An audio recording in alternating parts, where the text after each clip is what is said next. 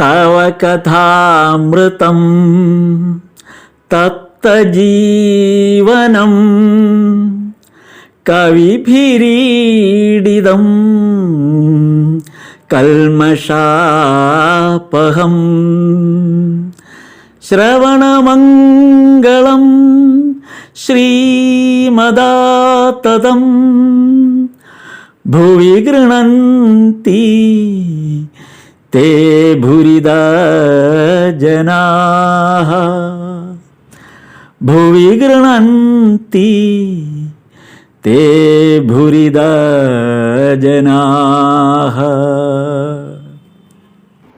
താപകായ ച ധർമ്മസ്യ സർവധർമ്മസ്വരൂപിണേ അവതാരവരിഷ്ഠായ രാമകൃഷ്ണായ തേ നമഃ. ലജ്ജാപടാവൃതേ നിത്യം ശാരദേ ജ്ഞാനദായികേ പാപേഭ്യോ ന സദാ രക്ഷ കൃപാമയി നമോസ്തുതേ. നമഃ ശ്രീയതിരാജായ വിവേകാനന്ദസൂരയേ സച്ചിത് സുഖസ്വരൂപായ സ്വാമിനേ താപഹാരിണേ. കഴിഞ്ഞ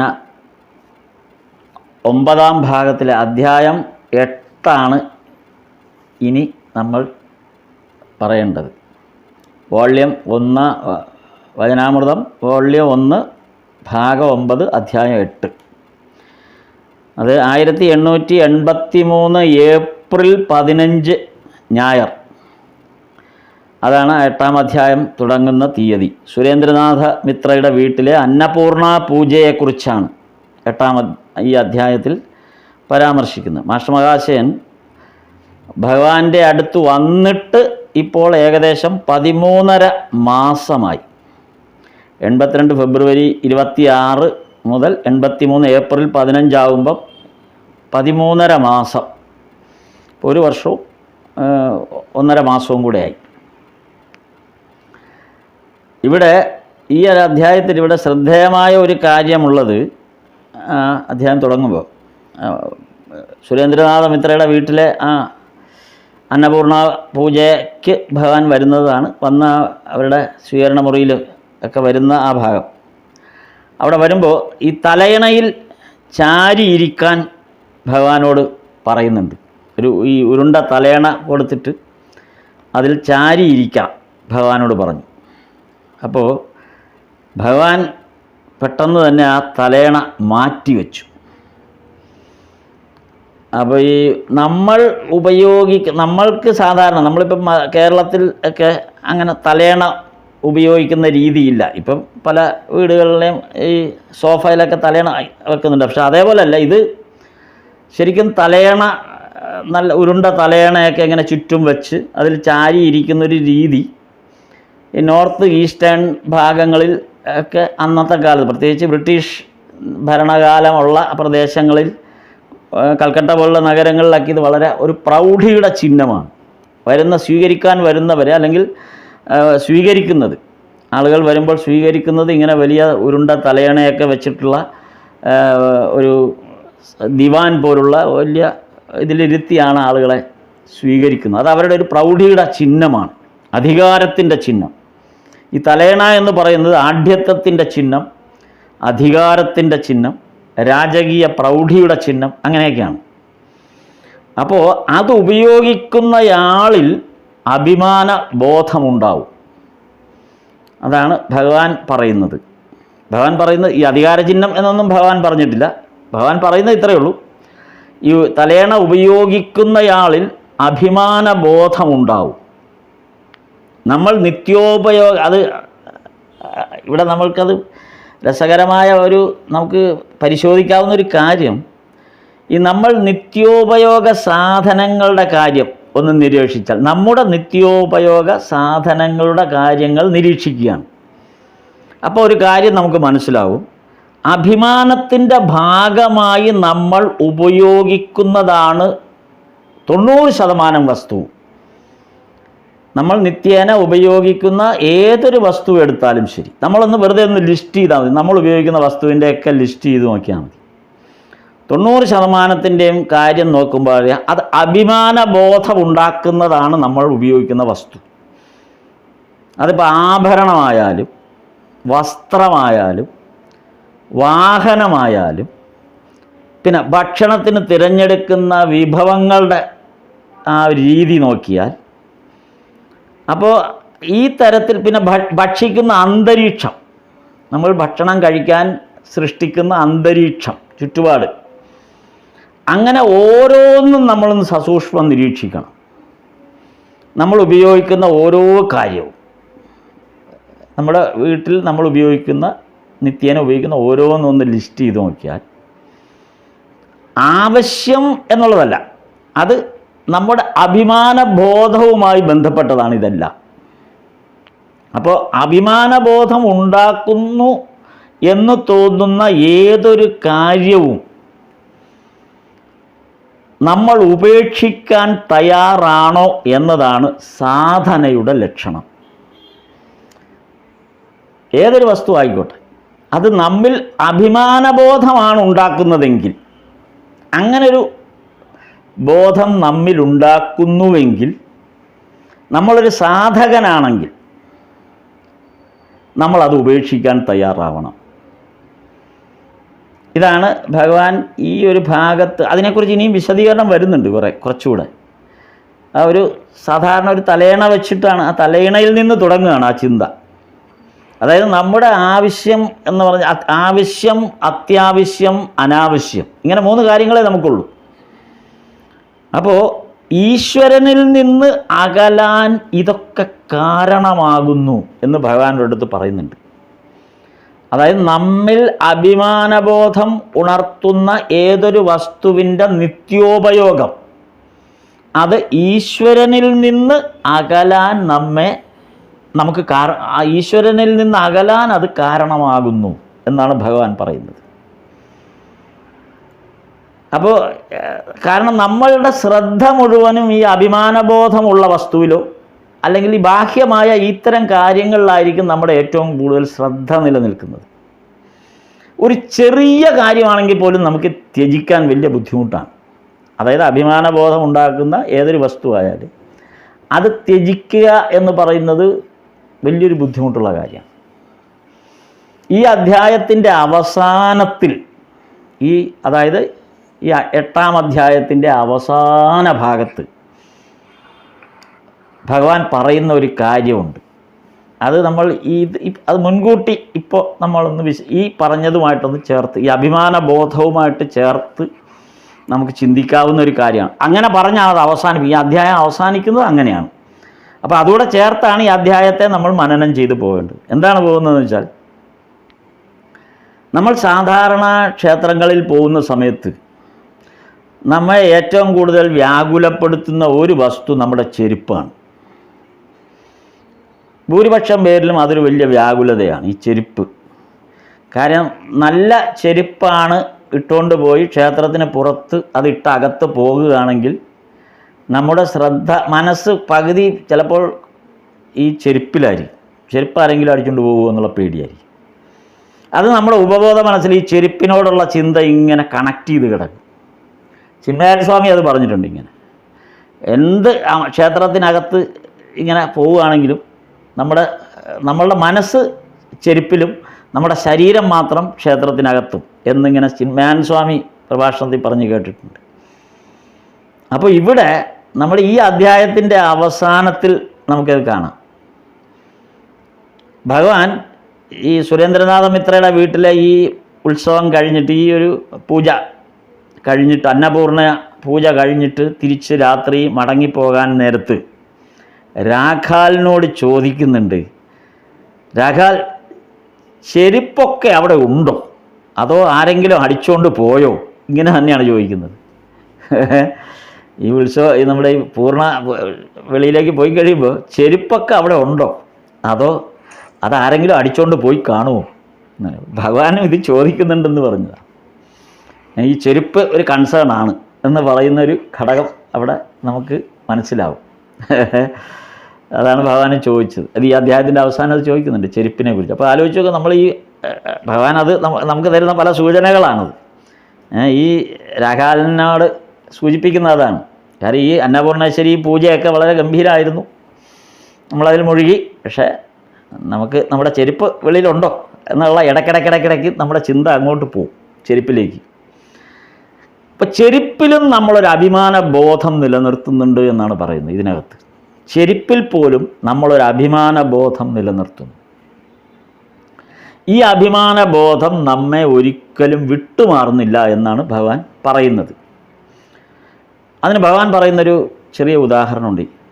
ഉറക്കത്തിൽ സ്വപ്നം കണ്ട് ഞെട്ടി ഉണർന്നെന്നിരിക്കട്ടെ. അപ്പം സ്വപ്നം കണ്ടതിൻ്റെ ബാഹ്യ ലക്ഷണമായിട്ട് നെഞ്ചിങ്ങനെ പടപടാന്നടിക്കും.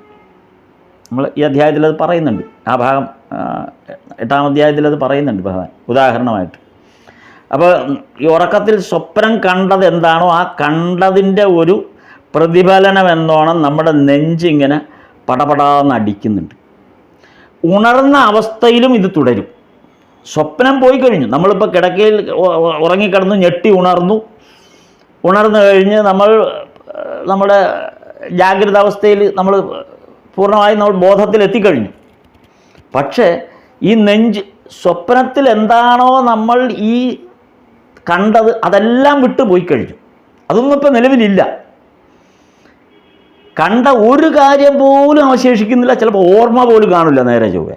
പക്ഷേ ആകെയുള്ളത് ഈ പട എന്നുള്ള നെഞ്ചിടിപ്പ് ഇങ്ങനെ നിലനിൽക്കും. ആ ഭയം, ആ നെഞ്ചിടിപ്പും നിലനിൽക്കും. നമുക്ക് തന്നെ അറിയില്ല സ്വപ്നത്തിൽ എന്താ കണ്ടതെന്ന് പോലും മറന്നുപോയി കഴിഞ്ഞു. നെഞ്ചിടിപ്പ് ഇപ്പോഴും പോയിട്ടില്ല. അപ്പോൾ നമ്മൾ തന്നെ സാധാരണ പറയും, അയ്യോ അതിൻ്റെ പേടി ഇതുവരെ പോയിട്ടില്ല, നെഞ്ചിപ്പോഴും അടിക്കുന്നുണ്ടല്ലോ. അതെന്താണെന്ന് ആരെങ്കിലും ചോദിച്ചാൽ അയ്യോ അതിപ്പോൾ ഓർക്കുന്നില്ല എന്ന് പറയും. അതാണ്, അതപ്പോഴേ നമ്മുടെ ആ ചിന്തയിൽ നിന്ന് അപ്പോഴേ മാഞ്ഞുപോയി. ആകെയുള്ളത് ഈ ബാഹ്യ പ്രകടനം മാത്രമായിട്ട് മാറുന്നു. ഈ അഭിമാനബോധം ഇതുപോലെയാണെന്നാണ് ഭഗവാൻ പറഞ്ഞത്. അഭിമാനബോധം ഇതുപോലെയാണ് എന്നാണ് ഭഗവാൻ പറയുന്നത്. എത്ര അടിച്ചോടിച്ചാലും ഈ അഭിമാനബോധം എവിടുന്നെങ്കിലും അത് കയറി വന്ന് വീണ്ടും പെടും. അത് പൂർണ്ണമായി ഒഴിവാക്കാൻ നമുക്ക് സാധിക്കുന്നില്ല എന്ന് ഭഗവാൻ പറയുന്നുണ്ട് ഈ ഭാഗത്ത്. ഈ അഭിമാനബോധം എന്താണ്? നമ്മൾ നിരന്തരം വെച്ചുകൊണ്ടിരിക്കുന്ന അഭിമാനബോധമാണ്. അതും ഭഗവാൻ തന്നെ സൂചിപ്പിക്കുകയാണ് ആ കാര്യങ്ങൾ. നമുക്കൊക്കെ എപ്പോഴും നിരന്തരം നമ്മളത് അനുഭവിക്കുകയും നമ്മൾ ചിന്തിക്കുകയും ചെയ്യുന്ന കാര്യങ്ങൾ തന്നെയാണത്. എന്താണത്? എന്നെ വേണ്ട വിധം ബഹുമാനിച്ചില്ല. ഇങ്ങനെ നമുക്ക് തോന്നിയ ഒരുപാട് സന്ദർഭങ്ങളുണ്ട്. നമ്മൾ ചില ചുറ്റുപാടുകളിൽ ചെന്ന് പെടുമ്പോൾ, അതൊരു കുടുംബവിശേഷമാകാം അല്ലെങ്കിൽ പൊതുവിശേഷമാകാം, എന്തെങ്കിലും ആയിക്കോട്ടെ, എവിടെയെങ്കിലും ചെല്ലുമ്പോൾ, എന്തിന് സത്സംഗമായാൽ പോലും എന്നെ വേണ്ട വിധം ബഹുമാനിച്ചില്ല എന്ന് പറയുന്നുണ്ട്. ഇപ്പോൾ നമ്മളിവിടെ ഒരിക്കൽ ഒരു സത്സംഗം നടത്തി. സത്സംഗം ഇവിടെയല്ല, കോഴഞ്ചേരിക്ക് പോകുന്നൊരു സ്ഥലത്താണ്, ഒരു ഹാളിലാണ് ഈ ഒരു സത്സംഗം നടന്നത്. അപ്പോൾ ആ ഹാളിൽ സത്സംഗം നടന്ന സമയത്ത് യാദൃച്ഛികമായിട്ട് സാധാരണ നമ്മുടെ സത്സംഗങ്ങളിലോ അങ്ങനെ ചുറ്റുപാടുകളിലോ വരാറില്ലാത്ത ഒരാളാണ്, ഒരു ഡോക്ടറാണ്, ഡോക്ടറും ഭാര്യയും ഉണ്ട്. അപ്പോൾ അവർ പെട്ടെന്ന് ഈ സത്സംഗത്തിൽ അന്ന് എന്തുകൊണ്ടോ അവരും പങ്കെടുക്കാൻ പോകും. പക്ഷേ അവർ പെട്ടെന്ന് തന്നെ തിരിച്ചുപോയി. തിരിച്ചു പോകാനുള്ളൊരു കാരണം, അപ്പോൾ അകത്ത് ചെന്നപ്പോൾ അവർക്ക് ഇരിക്കാൻ സീറ്റ് കിട്ടിയില്ല. അപ്പോൾ ആരും സീറ്റ് ഓഫർ ചെയ്തുമില്ല, സീറ്റ് കിട്ടിയില്ല. അപ്പോൾ ആ വിഷമത്തിൽ ആയിരിക്കാം അവരുടൻ തന്നെ തിരിച്ചുപോയി. ഇതാണ് എന്നെ വേണ്ട വിധം ബഹുമാനിച്ചില്ല എന്ന തോന്നൽ. ഇത് പലർക്കും പല സന്ദർഭങ്ങളിലുണ്ട്. ഇതിപ്പോൾ സത്സംഗം മാത്രമല്ല, പല സന്ദർഭങ്ങളിലും പലയിടത്തും നമ്മൾക്കിത് തോന്നുന്നുണ്ട്. വേണ്ട പോലെ നമ്മെ പരിഗണിച്ചില്ല എന്നുള്ളൊരു തോന്നൽ. ഇനി മേലെ ഞാൻ അവിടെ പോവില്ല, അല്ലെങ്കിൽ ഇനി അത്തരം കാര്യങ്ങളിൽ ഞാൻ ഇടപെടില്ല എന്ന് നമ്മൾ സ്വയം തീരുമാനിക്കുന്നു. അത് ക്ഷേത്രങ്ങളായാലും ആശ്രമങ്ങളായാലും സത്സംഗമായാലും എല്ലായിടത്തും ഇതൊക്കെ ഒരേപോലെ നമ്മൾ ഇത്തരം പരിഗണനകൾ വരുന്ന ഒരുപാട് സന്ദർഭങ്ങളുണ്ട്. എന്നിട്ട് ഇത് ജീവിതത്തിൽ എല്ലാ ദിവസവും സംഭവിക്കുന്നതാണ്. ഈ ഒരു വേണ്ട വിധം പരിഗണിച്ചില്ല, അല്ലെങ്കിൽ ഞാൻ പരിഗണിക്കപ്പെട്ടില്ല, അല്ലെങ്കിൽ വേണ്ട വിധം എനിക്ക് വേണ്ടത്ര ശ്രദ്ധ കിട്ടിയില്ല, അങ്ങനെയുള്ള കാര്യങ്ങൾ നിത്യജീവിതത്തിൽ എപ്പോഴും സംഭവിച്ചുകൊണ്ടിരിക്കുന്നതാണ്. അത് നമ്മുടെ കുടുംബ ബന്ധങ്ങൾക്കിടയിൽ പോലും ഇത് നിരന്തരം സംഭവിച്ചുകൊണ്ടിരിക്കുന്നതാണ്. ഇതാണ് അഭിമാനബോധം എന്ന് പറഞ്ഞൊരു സാധനം. ഈ അഭിമാനബോധം വെച്ചുകൊണ്ടൊരു സാധകന് മുന്നോട്ട് പോകാനേ പറ്റില്ല. കാര്യം ഈശ്വര സാക്ഷാത്കാരത്തിലേക്കുള്ള മാർഗത്തിൽ, അല്ലെങ്കിൽ ഒരു ഈശ്വരോന്മുഖമായ ഒരു വഴിയിൽ നമ്മൾ സഞ്ചരിക്കുമ്പോൾ ഈ അഭിമാനബോധം ഉണ്ടെങ്കിൽ നമുക്ക് ഒരിഞ്ച് മുന്നോട്ട് പോകാൻ പറ്റില്ല എന്നാണ് ഭഗവാൻ പറഞ്ഞത്. ശ്രീരാമകൃഷ്ണദേവൻ സിന്ധിയിലെ ബ്രഹ്മസമാജം സന്ദർശിച്ച അവസരത്തിൽ, അതായത് 1882 ഒക്ടോബർ 28, അതായത് ഇതേ നമ്മൾ ഈ വചനാമൃതം 1-ാം വോള്യത്തിൽ തന്നെ 6-ാം ഭാഗത്തിൽ, ഇതിപ്പോൾ നമ്മളിത് 9-ാം ഭാഗത്തിലാണ്, ഇത് 6-ാം ഭാഗത്തിൻ്റെ തുടക്കത്തിൽ നമ്മളൊന്ന് വായിച്ചു നോക്കിയാൽ അറിയാം. 6-ാം ഭാഗം തുടങ്ങുന്നിടത്ത് തന്നെ കാണാം. അതായത് അത് തുടങ്ങുന്ന സിന്ധിയിലെ ബ്രഹ്മസമാജത്തിൻ്റെ അവിടെ അർദ്ധവാർഷിക യോഗത്തിൽ ഭഗവാൻ വരുന്നതാണ്. അപ്പോൾ ആണ്ടിൽ 2 തവണയാണ് ബ്രഹ്മസമാജത്തിൻ്റെ പ്രധാന ആഘോഷങ്ങൾ നടക്കുക, 6 മാസം കൂടുമ്പോഴാണ്. അതിൽ ഈ അർദ്ധവാർഷിക ആഘോഷം ഈ സിന്ധിയിൽ ഒക്ടോബർ 28 കഴിഞ്ഞ, അതായത് 82, ഇതിപ്പോൾ 83-ലാണ് നമ്മൾ ഈ സന്ദർഭം, 82-ൽ നടന്ന ഒക്ടോബർ 28 നടന്ന അർദ്ധവാർഷിക യോഗം. ഇനിയിപ്പോൾ നമ്മൾ അടുത്ത 10-ാമത്തെ, ഇതിപ്പോൾ നമ്മൾ 9-ാം ഭാഗമാണ്, 10-ാം ഭാഗത്തിലേക്ക് കടക്കുമ്പോൾ അടുത്ത അർദ്ധവാർഷിക യോഗം ഇതേ സിന്ധിയിൽ തന്നെ ബ്രഹ്മസമാജത്തിൻ്റെ അർദ്ധവാർഷിക യോഗത്തിൻ്റെ വിവരണമാണ് അടുത്ത 10-ാം ഭാഗത്തിൽ, അടുത്ത അധ്യായത്തിൽ തുടങ്ങുന്ന അതാണ് 10-ാം ഭാഗത്തിൽ. ഈ 9 കഴിഞ്ഞ് അടുത്ത് 10-ാം ഭാഗം തുടങ്ങുമ്പോൾ 10-ാം ഭാഗം 1-ാം അധ്യായം എന്ന് പറയുന്നത് ഈ 6-ാം അധ്യായത്തിൻ്റെ അതേ തുടർച്ചയാണ്. കാര്യം അർദ്ധവാർഷിക യോഗത്തിൻ്റെ അടുത്ത യോഗത്തിലേക്ക് നമ്മൾ എത്തുകയാണ്. അപ്പോൾ അതേപോലെ ഇത് 6-ാം അധ്യായത്തിൽ പറഞ്ഞ ആ സിന്ധിയിലെ ബ്രഹ്മസമാജം യോഗത്തിൽ ഭഗവാനെ ക്ഷണിച്ചപ്പോൾ അഭിമാന ബോധത്തെക്കുറിച്ച് അന്ന് ഭഗവാൻ അവിടെ പറയുന്നൊരു കാര്യമുണ്ട്. താനൊരു ഭക്തൻ എന്ന അഭിമാനം നിലനിൽക്കുന്നിടത്തോളം കാലം, അഭിമാനബോധമാവാം. എങ്ങനെയുള്ള അഭിമാനബോധം? താനൊരു ഭക്തനാണ് എന്ന അഭിമാനബോധം നിലനിൽക്കുന്നിടത്തോളം കാലം ഈശ്വരൻ്റെ രൂപദർശനവും ഈശ്വരൻ ഒരു വ്യക്തിയാണെന്ന ബോധവും ഉണ്ടാകാൻ ഇടയുള്ളൂ. ഭക്തനാണെന്ന അഭിമാനബോധം. അപ്പം അഭിമാനബോധം എന്ന് പറയുമ്പോൾ അത് ഭക്തൻ എന്നുള്ള അഭിമാനബോധമായിരിക്കണം, മറ്റു രീതിയിലുള്ള അഭിമാനബോധം ആയിരിക്കരുത്. ഭക്തനാണെന്നുള്ള അഭിമാനബോധം പോലെ തന്നെയാണ് അഭിമാനബോധം. ഒരു ഭക്തനെ അല്ലെങ്കിൽ ഒരു സാധകനെ സംബന്ധിച്ച് 2 തരം അഭിമാനബോധങ്ങളെയാണ് അയാൾ ഫേസ് ചെയ്യേണ്ടത്. ഒന്ന് ഭക്തനാണ് എന്നുള്ള അഭിമാനബോധം, അത് നല്ലതാണ്. അടുത്തത് എല്ലാവർക്കുമുള്ള അഭിമാനബോധം എന്താണ്? ഞാൻ എന്ന അഭിമാനബോധം. ഇങ്ങനെ 2 തരത്തിലെ അഭിമാനബോധം വരാൻ വഴിയുള്ളൂ. ആകെ അഭിമാനബോധം ഒന്നേ ഉള്ളൂ, അത് ഞാൻ എന്ന ബോധം. അതാണ് അഭിമാനബോധം, ഞാൻ എന്ന ഭാവം. പക്ഷെ ഭക്തനെ സംബന്ധിച്ച് ഭക്തൻ എന്ന അഭിമാനബോധം കൂടെ ഉണ്ട്, അത് ഭക്തന് മാത്രമുള്ളതാണ്.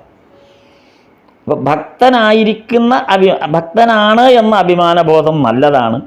അങ്ങനെ അഭിമാനബോധമുള്ള ആൾക്ക് ഈശ്വര സാക്ഷാത്കാരം ഉണ്ടാകുന്നു, അല്ലെങ്കിൽ ഈശ്വരൻ ഒരു വ്യക്തിയാണെന്ന ബോധം ഉണ്ടാകുന്നു.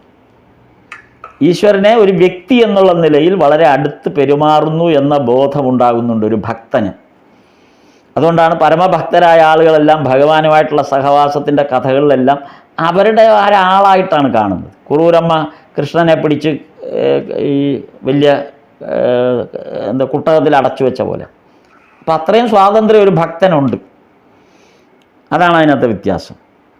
അതേപോലെ ഞാനെന്ന അഭിമാനം, അങ്ങനെ ഒരു അഭിമാനബോധം വരുമ്പോൾ അയാളെ ഈശ്വരനിൽ നിന്ന് അയാളെ അകറ്റപ്പെടും. അതാണ് ഭഗവാൻ അവിടെ പറഞ്ഞത്, 6-ാം അധ്യായത്തിൽ പറഞ്ഞതാണ്. അപ്പോൾ നമ്മൾ ഈശ്വരനെ സങ്കല്പിക്കുന്നത്, ഇപ്പോൾ ഭഗവാൻ തന്നെ അത് പറയുന്നുണ്ട്. സാധാരണഗതിയിൽ അത് വളരെ അത് ആ ഭാഗം വായിച്ചു വന്നപ്പോഴാണ് നമ്മളും അങ്ങനെയൊക്കെ തന്നെ അല്ലേ എന്നുള്ള ഇത് തിരിച്ചറിവ് നമുക്കുണ്ടാകുമ്പോഴാണ്, നമ്മുടെ ആ മണ്ടത്തരത്തെ നമുക്ക് ബോധ്യപ്പെടുമ്പോഴാണ് വായന സുഖം കിട്ടുന്നത്. നമ്മൾ ഈശ്വരനെ സങ്കല്പിക്കുന്നത് ആ പ്രതിഷ്ഠയുടെ ഉയരം വച്ചിട്ടാണ്. അത് ശരിയാണ്. എല്ലായിടത്തും നമ്മൾ ഈശ്വരനെ സങ്കല്പിക്കുന്നത് ആ പ്രതിഷ്ഠയുടെ ഉയരമാണ്. അതാണ് ഏറ്റവും വലിയ തമാശ. അത് സൂര്യനെ സങ്കല്പിക്കുന്നത് പോലെയാണ് എന്നാണ് ഭഗവാൻ പറഞ്ഞത്. ഇതെല്ലാം ഭഗവാൻ നേരിട്ട് പറയുന്നതാണ്, ഭഗവാന്റെ വാക്കുകൾ മാത്രമാണ്. സൂര്യനെ സങ്കല്പിക്കുന്ന പോലെയാണ്. എന്താണ് നമ്മുടെ സൂര്യനെക്കുറിച്ചുള്ള സങ്കല്പം? സൂര്യനെക്കുറിച്ച് നമ്മുടെ സങ്കല്പം എന്ന് പറയുന്നത് യഥാർത്ഥത്തിൽ സൂര്യനെ നമുക്ക് സങ്കല്പിക്കാനേ പറ്റില്ല. നമ്മുടെ സങ്കല്പത്തിനും അതീതമാണ് സൂര്യൻ എന്ന ആ ഒരു പ്രതിഭാസം. സൂര്യനെ നമുക്ക് സങ്കല്പിക്കാനേ പറ്റില്ല. എന്നിട്ടും നമ്മൾ സൂര്യനെ സങ്കല്പിക്കുന്നുണ്ട്. സൂര്യനെ കുട്ടിക്കാലം മുതൽ ചിത്രം വരച്ചാൽ സൂര്യനെ വരയ്ക്കും. അല്ലെങ്കിൽ സൂര്യൻ എന്താണ് സൂര്യൻ എന്നുള്ളതിന് നമുക്ക് നമ്മുടെ ഉള്ളിലൊരു ധാരണയുണ്ട്. ഭൂമിയിൽ നിന്ന് സൂര്യനിൽ ഒരാൾ എത്താൻ സാധിക്കും എന്നിരിക്കട്ടെ. ഈ സൂര്യനെ നമുക്ക് ചിന്തിക്കാൻ പോലും കഴിയില്ല എന്ന് പറയുന്നതിൻ്റെ ഒരു കാരണം എന്ത് എന്ന് പറയുന്നിടത്ത് ഇത് ശാസ്ത്രം പറയുന്നതാണ്. അല്ലാതെ ഇതിപ്പോൾ ഭഗവാൻ ഈ കാര്യം പറഞ്ഞിട്ടില്ല. ഭഗവാൻ ഇതുമായി ബന്ധപ്പെട്ട് ആധ്യാത്മികമായി പറഞ്ഞു. പക്ഷേ ഇതിൻ്റെ ശാസ്ത്രീയ വശമാണ് ഞാൻ പറഞ്ഞു എന്നേ ഉള്ളൂ. ഭൂമിയിൽ നിന്നിപ്പോൾ ഒരാൾ സൂര്യനിലേക്ക് പോകാൻ ഇപ്പം ചന്ദ്രനിൽ പോകാൻ തീരുമാനമെടുത്ത പോലെ അല്ലെങ്കിൽ പോകുന്ന പോലെ നമ്മളുടെ ഏതെങ്കിലും ശാസ്ത്രത്തിൻ്റെ കഴിവ് കൊണ്ട് നമ്മൾ സൂര്യനിലേക്ക് സഞ്ചരിക്കുകയാണെന്ന് ഇരിക്കട്ടെ. ഒരു സപ്പോസ് അങ്ങനെ സഞ്ചരിക്കാനിരിക്കട്ടെ.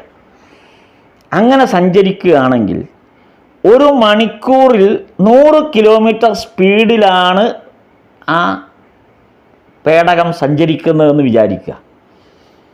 നമ്മുടെ ആ റോക്കറ്റ് സഞ്ചരിക്കുന്നത് 1 മണിക്കൂറിൽ 100 കിലോമീറ്റർ സഞ്ചരിക്കുന്ന അതാണ് സ്പീഡാക്കി വെച്ചിരിക്കുന്നതെന്ന് വിചാരിക്കുക. അങ്ങനെ 1 മണിക്കൂറിൽ 100 കിലോമീറ്റർ സഞ്ചരിക്കുന്ന ഒരു പേടകത്തിലാണ് നമ്മൾ സൂര്യനിലേക്ക് സഞ്ചരിക്കുന്നത് എങ്കിൽ സൂര്യനിലെത്തുന്നതിന് 270 വർഷം തുടർച്ചയായിട്ട് സഞ്ചരിക്കണം. അതാണ്ട് 3 സമ്പൂർണ്ണ 3 മനുഷ്യ ജന്മം പൂർണ്ണമായും നിർത്താതെ സഞ്ചരിക്കണം. 270 വർഷം നിർത്താതെ സഞ്ചരിക്കണം. എങ്കിലേ നമുക്ക് സൂര്യനിൽ അടുത്തെത്താൻ പറ്റും. ആ സൂര്യനെയാണ് നമ്മൾ കടപ്പുറത്ത് പോയിരുന്നിട്ട് അല്ലെങ്കിൽ അങ്ങനെയുള്ള സ്ഥലങ്ങളിലൊക്കെ പോയിരുന്നിട്ട് അസ്തമയവും ഉദയവും ഒക്കെ കാണുമ്പോൾ നമ്മുടെ മുന്നിൽ ഒരു പന്തിൻ്റെ മാത്രം വലിപ്പത്തിൽ നമ്മൾ ബോധ്യപ്പെടുന്നത്. നമ്മുടെ കൈ നമ്മൾ അവിടെ ഇരുന്നുണ്ട് ഇങ്ങനെ കൈ കാണിച്ചാൽ ആ സൂര്യഗോളം നമ്മുടെ കൈവെള്ളയ്ക്കകത്തിങ്ങനെ ഒതുങ്ങി നിൽക്കും. അത്രേ വലിപ്പമുള്ളൂ സൂര്യന്, നമ്മൾ കാണുന്ന സൂര്യന്. അപ്പോൾ അതുകൊണ്ടാണ് നമുക്ക് സൂര്യനെ ആസ്വദിക്കാൻ പറ്റുന്നത്. നമ്മൾ സൂര്യനെ ഇപ്പം കടപ്പുറത്ത് പോയിരുന്ന് അസ്തമയം കാണണം അല്ലെങ്കിൽ ഉദയം കാണുന്നത് എത്ര ദിവസം പോയി ഉദയം കണ്ടാലും എത്ര പ്രാവശ്യം പോയി ഉദയം കണ്ടാലും അസ്തമയം കണ്ടായാലും നമുക്ക് മടുക്കൂല. കാര്യം നമ്മൾ കടപ്പുറത്ത് പോകുന്നത് തന്നെ ഉദയവും അസ്തമയവും കാണാനാണ്. അത് നമ്മുടെ ഒരു വലിയ സന്തോഷമാണ്. കാരണം എന്താണ്? ഈ സൂര്യനെ നമുക്ക് വ്യക്തമായി കാണാവുന്ന 2 അവസരങ്ങളാണ് ഉദയവും അസ്തമയവും. നോക്കൂ, 270 വർഷം നിരന്തരം സഞ്ചരിച്ചാൽ മാത്രം എത്തുന്ന അത്രയും ദൂരത്തുള്ള സൂര്യൻ. ഇനി അതിനെ കുറച്ചുകൂടെ ശാസ്ത്രീയമായി വിശദീകരിക്കുന്നുണ്ട്. അതായത് നമ്മുടെ ഒരു കണക്കനുസരിച്ച് നോക്കുമ്പോൾ സൂര്യൻ ഒരു കടലിൻ്റെ കടൽ അവസാനിക്കുന്ന ഭാഗത്ത് സൂര്യനെ നമുക്ക് കാണാം. അപ്പം കടലിൻ്റെ നീളം മാത്രമാണ് നമുക്ക് സൂര്യനിലേക്കുള്ള ദൂരമായിട്ട് നമ്മൾക്ക് ബോധ്യമാകുന്നത്.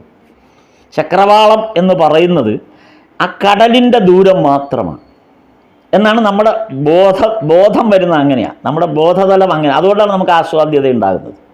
അതുകൊണ്ടാണ് നമുക്ക് സൂര്യനെ ആസ്വദിക്കാൻ പറ്റുന്നത്.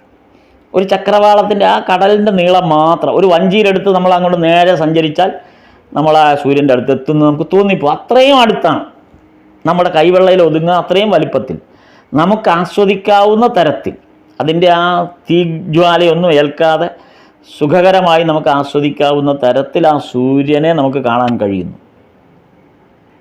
അപ്പോൾ ഇതിൻ്റെ വലിപ്പത്തെക്കുറിച്ച് നമ്മൾ മറ്റൊരു തരത്തിൽ ശാസ്ത്രീയമായി വിശകലനം ചെയ്തവർ അതിന് കൊടുക്കുന്നൊരു രൂപഘടന വെച്ചപ്പോൾ നമ്മളിപ്പം എവറസ്റ്റ് കൊടുമുടിയെ കാണുകയാണെന്ന് വിചാരിക്കുക.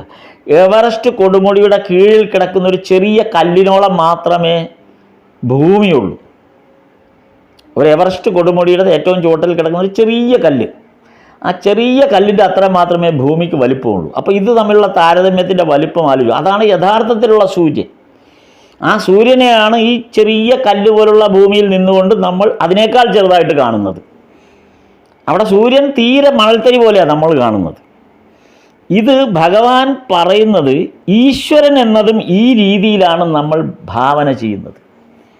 നമ്മുടെ മുന്നിലുള്ള ഈശ്വരനെ നമ്മൾ ഭാവന ചെയ്യുന്നത് ഈ രൂപത്തിലാണ്. നമ്മുടെ കയ്യിലിരിക്കുന്ന വിഗ്രഹത്തിൻ്റെ വലിപ്പം, നമ്മുടെ ക്ഷേത്രത്തിൽ കാണുന്ന വിഗ്രഹത്തിൻ്റെ വലിപ്പം, ഇത്രയും നമുക്ക് ഈശ്വരൻ്റെ വലിപ്പം ഇത്രമാത്രമാണെന്നാണ് നമ്മുടെ അത്രയും പോലും ഈശ്വരന് നമ്മൾ വലിപ്പം സങ്കല്പിക്കുന്നില്ല യഥാർത്ഥത്തിൽ. അത് സത്യമാണത്. നമ്മുടെ വലിപ്പം പോലും നമ്മൾ ഈശ്വരനെ സങ്കല്പിക്കുന്നില്ല. ഒരാളിൻ്റെ ഒരു 5.5 അടി വരുന്ന ഒരാൾ ചിന്തിക്കുന്നത് അത്രയും പോലും അയാളുടെ മുമ്പിൽ പോലും ഏതാണ്ട് ഒരു 2 അടിയിൽ താഴെയുള്ളൊരു വിഗ്രഹ രൂപത്തിലാണ് ഈശ്വരനെ അയാൾ ദർശിക്കുന്നത്. അതാണ് ഈശ്വരൻ്റെ പരമാവധി ഉയരമായി നമുക്ക് ഫീൽ ചെയ്യുന്നത്. അപ്പോൾ ഈശ്വരൻ എന്നത് ഈ രീതിയിൽ ഭാവന ചെയ്യുമ്പോൾ നമ്മൾ അതുകൊണ്ട് ഭഗവാൻ പറയുന്നത് അനന്തനായ ഈശ്വരനെ അറിയാനുള്ള ശ്രമം നമ്മൾ ഉപേക്ഷിച്ചാൽ മതി, ഇങ്ങനെ നമ്മൾ ആസ്വദിച്ചാൽ മതി എന്നാണ് പറയുന്നത് ഭഗവാൻ. ഇത് തെറ്റല്ല എന്നാണ് പറയുന്നത്. ഇങ്ങനെ തന്നെയാണ് നമ്മളിപ്പോഴെങ്ങനെയാണോ ഈശ്വരനെ ആസ്വദിക്കുന്നത് അങ്ങനെ തന്നെ ആസ്വദിച്ചാൽ മതി. അല്ലാതെ അനന്തരൂപിയായ ഈശ്വരനെ ഈ ബ്രഹ്മാണ്ടം മുഴുവനും നിറഞ്ഞു നിൽക്കുന്ന രൂപമായിട്ട് വിശ്വരൂപം, ഭഗവത്ഗീതയിൽ വിശ്വരൂപ വർണ്ണനയിൽ പറയുന്ന പോലുള്ളത്, അങ്ങനെ നമ്മൾ ഈശ്വരനെ കാണുകയേ വേണ്ട. അങ്ങനെ ഈശ്വരനെ കണ്ടാൽ നമുക്ക് ഒരിക്കലും ആരാധിക്കാൻ പറ്റില്ല. നമ്മൾ ഈശ്വരനെ കാണേണ്ടത് ഈ ചെറിയ രൂപത്തിൽ തന്നെയാണ് കാണേണ്ടത്. അങ്ങനെ കണ്ടാൽ മതി എന്നാണ് ഭഗവാൻ പറയുന്നത്. അനന്തനായ ഈശ്വരനെ അറിയാനുള്ള ശ്രമമൊക്കെ നമ്മൾ ഉപേക്ഷിക്കാനാണ് പറയുന്നത്.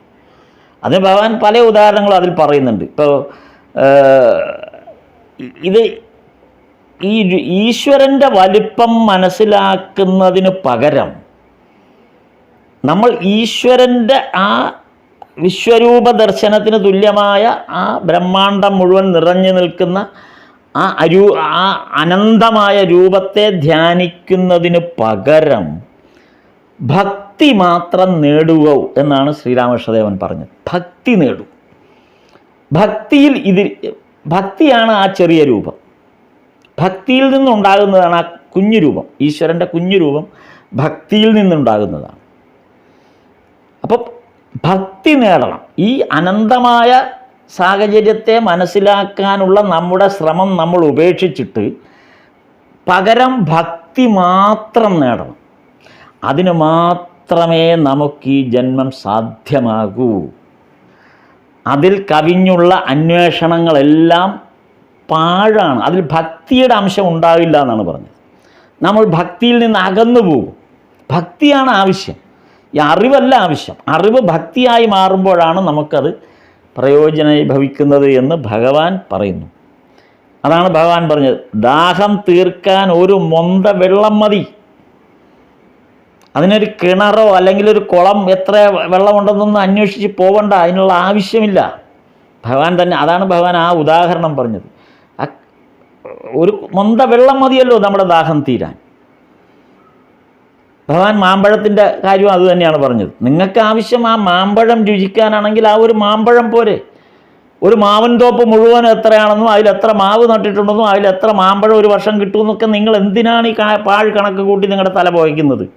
നിങ്ങൾക്ക് മാമ്പഴം രുചിക്കണമെങ്കിൽ 1, 2, 3, 10 മാമ്പഴം രുചിച്ചോ, അവിടെ നിർത്ത്. ആ രുചി നിങ്ങൾ ആസ്വദിച്ച് അവിടെ കൊണ്ട് നിൽക്ക്. അതല്ല, നമ്മൾ സ്വാഭാവികമായി നമ്മളിത് അനന്തമായ അന്വേഷണ ത്വരയോടുകൂടി പോയി സംഭവിക്കുന്നത് എന്താണെന്ന് വെച്ചാൽ നമ്മൾ ഭക്തിയിൽ നിന്ന് അകന്നു പോകുന്നു. നമ്മുടെ ഭക്തി നഷ്ടമാകുന്നു. ഈ അന്വേഷണത്തിൻ്റെ ഭാഗമായി നമ്മൾ ഭക്തി നഷ്ടമാകുന്നു എന്നാണ് പറയുന്നത്. വിജയകൃഷ്ണ ഗോസ്വാമിയോട് ഒരിക്കൽ ഭഗവാൻ പറഞ്ഞൊരു കാര്യമുണ്ട്. ഈ ഭക്തിയുടെ മാർഗത്തിൽ സഞ്ചരിച്ചാലും ബ്രഹ്മജ്ഞാനം ഉണ്ടാകും. പലരും ഈ പല ചോദ്യങ്ങളിൽ നിന്ന് വന്ന ഒരു ചോദ്യത്തിനാണ് ഈ മറുപടി പറഞ്ഞത് വിജയകൃഷ്ണ ഗോസ്വാമിയോട്. അപ്പോൾ പലരും ധരിക്കുന്നത് ബ്രഹ്മജ്ഞാനം എങ്ങനെ നേടാമെന്നുള്ളതാണ് അന്വേഷണം, പൊതു അന്വേഷണം. ബ്രഹ്മജ്ഞാനം അത് ഈ ജന്മം കൊണ്ട് പറഞ്ഞില്ലേ, സൂര്യനിലെത്താൻ 270 വർഷം സഞ്ചരിക്കണം. വെറുതെ പാഴായിട്ട് നമ്മളൊരു വണ്ടിയും പിടിച്ച് അങ്ങോട്ട് പോയിട്ട് ഇപ്പോൾ കാര്യമുണ്ട്. നമുക്ക് ആകെ പരമാവധി കിട്ടുന്നത് 90 വർഷം അല്ലെങ്കിൽ 80 വർഷമായിരിക്കും. ഈ 80 വർഷം കൊണ്ട് നമ്മുടെ ഈ ആയുസ് തീരും. നമ്മൾ അന്വേഷിക്കുക ഈശ്വരൻ്റെ യഥാർത്ഥ സത്തയെ അന്വേഷിച്ച് നമ്മളങ്ങോട്ട് യാത്ര തുടരുകയാണ്. ഉള്ള പുരാണങ്ങളും ഗ്രന്ഥങ്ങളും വ്യാഖ്യാനങ്ങളും എല്ലാം പഠിച്ച് ആകെ 80 വയസ്സ് വരെ നമുക്ക് ബോധം. അതിൽ തന്നെ സ്വബോധത്തോടു കൂടി എത്ര വർഷം, അതിനകത്തൊരു 10-50 വർഷം. 270 വർഷം തുടർച്ചയായിട്ട് സഞ്ചരിച്ചാലേ ഭഗവാന്റെ അടുത്ത് എത്താൻ പറ്റൂ. നടക്കാത്ത കാര്യം. അപ്പം അതാണ് ഇവിടെ പറഞ്ഞത്. ഈ ഭക്തിയുടെ അപ്പം ഭക്തിയെ സ്വീകരിക്കുക. ഈ ഭക്തിക്ക് ഇതെല്ലാം കവച്ചു വെക്കാനുള്ളൊരു സാധ്യതയുണ്ട്. ഈ 270 എന്നല്ല, ഇനി 1000 വർഷം എന്ന് പറഞ്ഞാലും ഒറ്റ ഭക്തി കൊണ്ട്, ഭക്തിയുടെ മാർഗത്തിൽ പോകുമ്പോൾ ഈ സമയക്രമം പെട്ടെന്ന് ചുരുങ്ങും. അതുകൊണ്ടാണ് ഈ ഭക്തിയുടെ മാർഗത്തിൽ സഞ്ചരിച്ചാലും ബ്രഹ്മജ്ഞാനമുണ്ടാകും. കാരണം ഈ ബ്രഹ്മജ്ഞാനം എന്ന് പറയുന്നത് ഈശ്വരനെ അറിയുക എന്നുള്ള. ഈശ്വരനെ അറിയാൻ ഭക്തി മാത്രം മതി. ഇത് ഗൃഹസ്ഥാശ്രമികളായ നമുക്ക് വേണ്ടി ഭഗവാൻ തരുന്ന ഉപദേശമാണ്. പ്രത്യേകിച്ച് ഈ വിജയകൃഷ്ണ ഗോസ്വാമിയോട് പറയുമ്പോൾ അന്നത്തെ ബ്രഹ്മസമാജംകാരോട് അഭിമുഖീകരിച്ച് പറയുന്നൊരു കാര്യം കൂടിയാണ്. അപ്പോൾ ആ ബ്രഹ്മജ്ഞാനമാണ് നിങ്ങൾ ആഗ്രഹിക്കുന്നതെങ്കിൽ നിസാരം നിങ്ങൾക്കൊരു ഭക്തി മാത്രം മതി. ഈശ്വരൻ വേണമെന്ന് തോന്നിയാൽ ഈശ്വരന്, അതായത് നമ്മൾ ഭക്തി ഉണ്ടെങ്കിൽ, യഥാർത്ഥത്തിൽ ഭക്തി നമുക്കുണ്ടെങ്കിൽ ഈശ്വരന് തോന്നുകയാണ് നമുക്ക് ബ്രഹ്മജ്ഞാനം കൊടുക്കണം എന്ന് ഈശ്വരൻ തീരുമാനിച്ചാൽ നമുക്ക് ബ്രഹ്മജ്ഞാനം കിട്ടും. അത് തോന്നേണ്ടത്, നമുക്ക് ബ്രഹ്മജ്ഞാനം കിട്ടണോ വേണ്ടയോ എന്ന് തോന്നുന്നത് ഈശ്വരനാണ് തോന്നേണ്ടത്. നമുക്ക് തോന്നിയിട്ട് കാര്യമില്ല. നമുക്ക് ഭക്തി മാത്രമേ അവകാശപ്പെടാൻ പറ്റൂ. എന്നാൽ ഭക്തന്മാർ ബ്രഹ്മജ്ഞാനത്തിന് അപേക്ഷിക്കാറില്ല. അതാണ്, ഭക്തിമാർഗത്തിൽ പോകുന്ന ആരും തന്നെ ബ്രഹ്മജ്ഞാനത്തിന് അപേക്ഷിക്കാറേയില്ല. ഈശ്വരൻ പ്രത്യക്ഷപ്പെട്ടെന്ന് തന്നെ ഇരിക്കട്ടെ, ഈശ്വരനോട് ഒരിക്കലും ബ്രഹ്മജ്ഞാനത്തെക്കുറിച്ച് ആവശ്യപ്പെടാറേയില്ല. അവർ പ്രയോഗിക്കുന്നത് യഥാർത്ഥ ഭക്തൻ്റെ ഭാവം ഇങ്ങനെ ആയിരിക്കണമെന്ന് ശ്രീരാമകൃഷ്ണദേവൻ പറയുന്നു. ഞാൻ ദാസൻ, അങ്ങ് പ്രഭു; ഞാൻ ശിശു, അങ്ങ് അമ്മ. ഈ ഭാവം പുലർത്താനാണ് ഭക്തനിഷ്ടം. ഒരു ഭക്തനായിരിക്കുമ്പോൾ നമ്മൾ ഇത്രയും പുലർത്തിയാൽ മതി. ഇവിടെ തലയിണ വെച്ച് ഇരിക്കുന്ന ഭാഗം വെച്ചാണ് നമ്മൾ തുടങ്ങി വന്നത്. ഇവിടെ തലയിണ വെച്ചിട്ട് ഇരിക്കാൻ ഭഗവാന് സൗകര്യം ഒരുക്കുന്നിടത്തു നിന്നാണ് ഈ ചർച്ച ആരംഭിച്ചത്. അപ്പം മേൽപ്പറഞ്ഞ പോലെ ഭക്തൻ്റെ ഭാവത്തെക്കുറിച്ച് കേദാരൻ ഇവിടെ ഒരു അഭിപ്രായം പറയുന്നത് വായിക്കാം. ഈ നമ്മുടെ ഈ അധ്യായത്തിൽ ഈ തലയണയുടെ ഭഗവാൻ തലയണ നീക്കി വേണ്ടെന്ന് പറഞ്ഞ് മാറ്റിവെച്ചു. എന്നിട്ട് ഭഗവാൻ ഇതുമായി ബന്ധപ്പെട്ട കുറച്ച് കാര്യങ്ങൾ പറഞ്ഞു. എന്താണ് നമ്മൾ, അതായത് ആത്മബോധത്തെ, നമ്മുടെ ഈ പറഞ്ഞ നമ്മുടെ ബോധത്തെ കുറിച്ചുള്ള ഇത് പറഞ്ഞു. അപ്പോൾ അത് പറഞ്ഞു കഴിഞ്ഞപ്പോൾ, അഭിമാന ബോധത്തെക്കുറിച്ച് പറഞ്ഞു കഴിഞ്ഞപ്പോൾ കേദാരൻ ഇതിനൊരു മറുപടിയായിട്ട് പറയുന്നുണ്ട്. അല്ലെങ്കിൽ അതിനെ സപ്പോർട്ട് ചെയ്തുകൊണ്ട്, ഭഗവാനെ സപ്പോർട്ട് ചെയ്തുകൊണ്ട് കേദാരൻ ഇവിടെ ഒരു അഭിപ്രായം പറയുന്നുണ്ട് ഈ അധ്യായത്തിൽ. തൃണാദപി സുനീചേന താരോരപി സഹിഷ്ണുന എന്ന് കേദാരൻ പറയും. തൃണാദപി സുനീചേന താരോരപി സഹിഷ്ണുന എന്ന് കേദാരൻ പറഞ്ഞു. അതായത് പുൽക്കൊടിയേക്കാൾ എളിയവൻ, മരത്തേക്കാൾ പൊറുക്കുന്നവൻ ആയിരിക്കണം ഭക്തൻ. ഭക്തൻ്റെ ലക്ഷണമായിട്ടാണ് കേദാരൻ ഇത് പറഞ്ഞത്.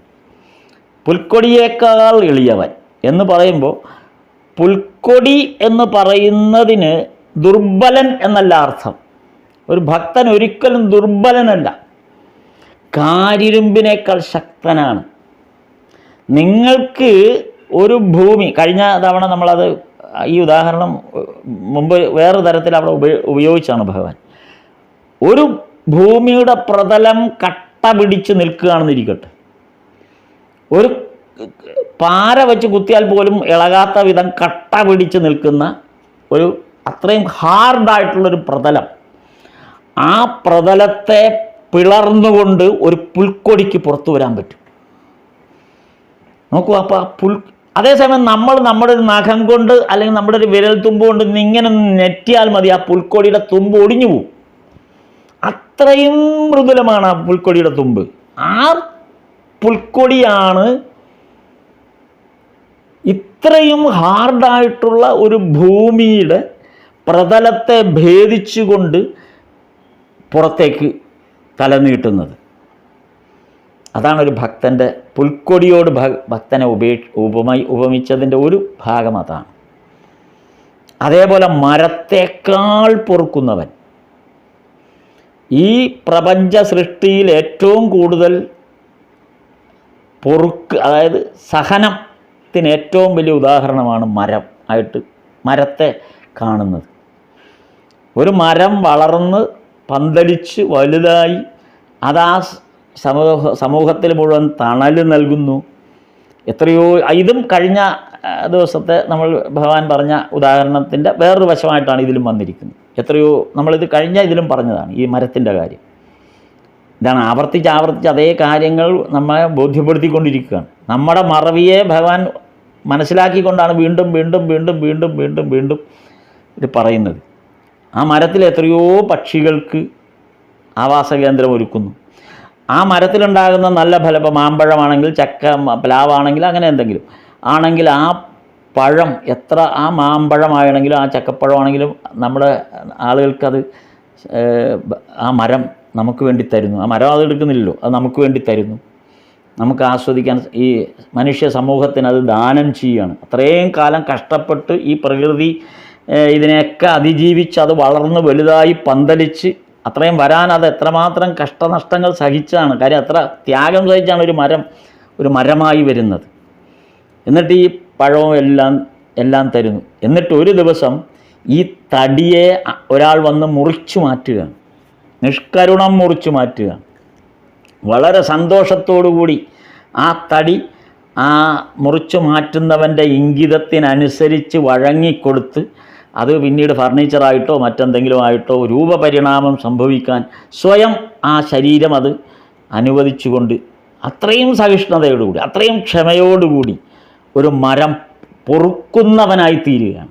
എല്ലാം പൊറുക്കുകയാണ്. ഈ ആ മരത്തെ താൻ ഇത്രയും മനുഷ്യവർഗത്തിന് കൊടുത്തു, ഇത്രയും തണൽ മനുഷ്യവർഗത്തിന് കൊടുത്തു, ഈ ജീവജാലങ്ങൾക്കെല്ലാം ആശ്രയം നൽകി, എത്രയോ പേർക്ക് ആശ്വാസം നൽകി. അവസാനം തൻ്റെ കടക്കൽ കൊണ്ട് കോടാലി വെച്ച് തന്നെ വെട്ടിമുറിച്ച് 4 കഷ്ണമാക്കി പിന്നീടത് മേശയോ കസേരയോ കട്ടിലോ ഒക്കെ ആക്കി അതിൽ സുഖമായി ജീവിക്കുന്ന ഒരു മനുഷ്യനെ അത് വീണ്ടും വീണ്ടും താങ്ങി നിർത്തുകയാണ്. അതാണ് ആ പൊറുക്കുന്നതിൻ്റെ ഒരു പ്രത്യേകത. അപ്പം അതാണ് ഈ താരോരപി സഹിഷ്ണുന, ഒരു മരത്തെപ്പോലെ സഹിഷ്ണുതയോടുകൂടി ജീവിക്കും. ഇത് ഒരു ഭക്തൻ്റെ ലക്ഷണമായിട്ടാണ് പറയുന്നത്. ഇത് കേദാരൻ ഇത് പറഞ്ഞതാണ്. അപ്പോൾ പുൽക്കൊടിയാണെങ്കിലും ഈ തരത്തിലുള്ള ആ ലക്ഷണങ്ങളാണ് ഭക്തന് വേണ്ടി എന്ന് പറഞ്ഞപ്പോൾ ഈ ഭഗവാൻ ഇതിന് മറുപടിയായിട്ട് ഉടൻ തന്നെ പറയുന്നത് എന്താണ്? കേദാരൻ പറഞ്ഞതിനെ ശ്രീരാമകൃഷ്ണദേവൻ ഒരു പ്രതിവചിച്ചത്, നീ ഭക്തൻ്റെ കാര്യമാണ് പറഞ്ഞത്, ഞാൻ പറയുന്നത് ഞാൻ ഭക്തന്മാരുടെ ചരണരേണുവിൻ്റെ രേണു. ഇത് ഭക്തൻ ഈ ശ്രീരാമകൃഷ്ണദേവൻ ഈ പ്രയോഗം പല ഭാഗത്തും ഇത് തന്നെ ആവർത്തിക്കുന്നുണ്ട്.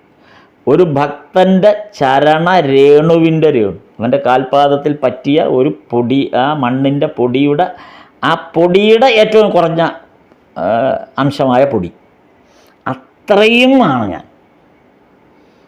അതുകൊണ്ടാണ് രാമചന്ദ്രദത്ത പറഞ്ഞത്, എൻ്റെ കാലശേഷം എൻ്റെ ഈ ചിതാഭസ്മം എടുത്ത് കാക്കൂർഗാച്ചിയിലെ ശ്രീരാമകൃഷ്ണ ഭക്തന്മാർ ഇനി വരുന്ന വഴിയിൽ അത് കുഴിച്ചിടണം. അങ്ങനെ ആ ആളുകളുടെ പാദസ്പർശം നിരന്തരം ഏൽക്കാൻ എൻ്റെ ആ ചിതാഭസ്മത്തിനെങ്കിലും കഴിയണം എന്ന് ആഗ്രഹിച്ച് രാമചന്ദ്രദത്ത പറയുന്ന അങ്ങനെ അത് ഈ ഒരു സങ്കല്പം ഭഗവാൻ ഇത് ആവർത്തിച്ച് ഇവരോട് പറയുന്ന ചരണരേണുവിൻ്റെ രേണു, അങ്ങനെ ആയിത്തീരാനാണ് ഒരു ഭക്തൻ സാധ്യം. അപ്പോൾ ഭക്തൻ എത്രമാത്രമാണോ ആകുന്നത് അതിൻ്റെയും ഏറ്റവും താഴെ തട്ടിലേക്കാണ് ഭഗവാൻ ഇറങ്ങി വരുന്നത് എന്നാണ് ശ്രീരാമകൃഷ്ണദേവൻ ഇവിടെ കേദാരൻ പറഞ്ഞതിന് സപ്പോർട്ട് ചെയ്തുകൊണ്ട് പറഞ്ഞത്.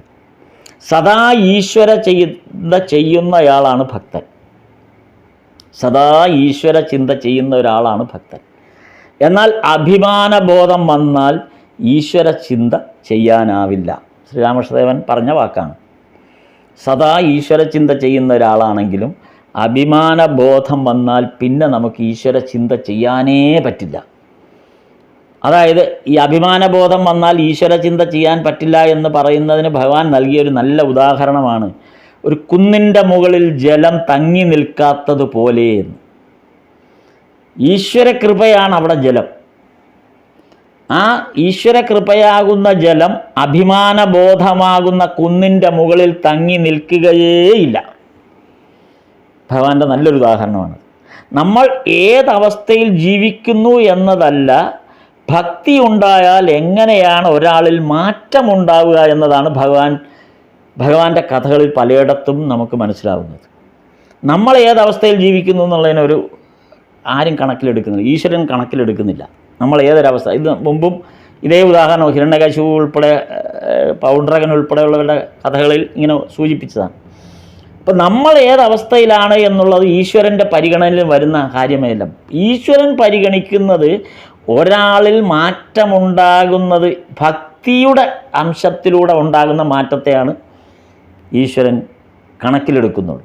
അതാണ് ഈശ്വരൻ്റെ ലക്ഷ്യമെന്ന് ശ്രീരാമകൃഷ്ണദേവൻ്റെ അവതാര ലീലയിൽ തന്നെ പലയിടത്തും നമുക്ക് കാണാം.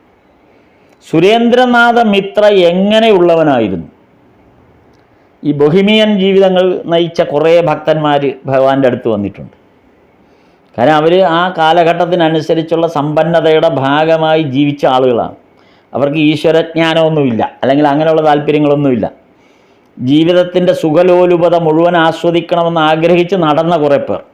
അങ്ങനെ വരുന്നൊരു വലിയ സംഘം ഭഗവാന്റെ അടുത്തുണ്ട്.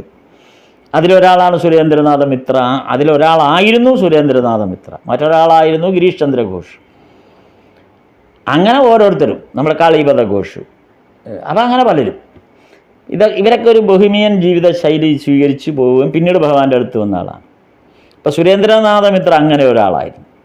അപ്പോൾ ഈ ഒരാളിൽ ഈശ്വരനുള്ള ഭക്തി ഉറച്ചാൽ ഉണ്ടാവുന്ന മാറ്റത്തെക്കുറിച്ച് ഒരു മനോഹരമായ കഥയുണ്ട് ഭഗവാന്റെ അത് ഈ പതിനാവർത്തന ഈ ഭാഗത്തുള്ളതല്ല. ആ മാറ്റത്തെക്കുറിച്ച് ഏറ്റവും മനോഹരമായൊരു കഥ ഭഗവാൻ ലീലയിൽ വരുന്നുണ്ട്. അത് ഈ കഥ പറഞ്ഞത് അഖണ്ഡാനന്ദ സ്വാമികളാണ്. അതായത് ഗംഗാധർ ഗംഗോപാധ്യായ എന്ന പേരിൽ ഭഗവാന്റെ അടുത്തെത്തിയ ആദ്യത്തെ അന്തരംഗ ശിഷ്യന്മാരിൽപ്പെട്ട ഒരാളാണ് അഖണ്ഡാനന്ദ സ്വാമി. നമുക്കറിയാം ഭഗവാന്റെ 16 പേരിൽ ഉള്ള അഖണ്ഡാനന്ദ സ്വാമി. അപ്പോൾ അഖണ്ഡാനന്ദ സ്വാമി ഒരിക്കൽ ഈ വിഷയം ഒരിക്കൽ എഴുതി.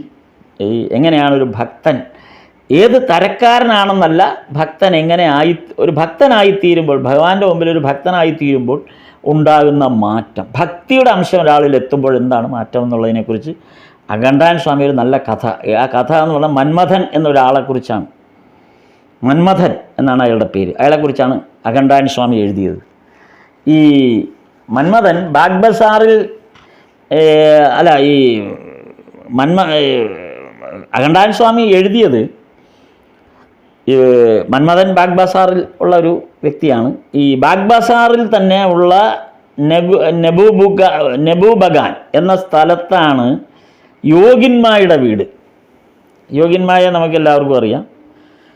യോഗിന്മ ശാരദാദേവിയോടൊപ്പം സന്തത സഹചാരിയായി ജീവിച്ച ഒരു വലിയ മഹാഭക്ത.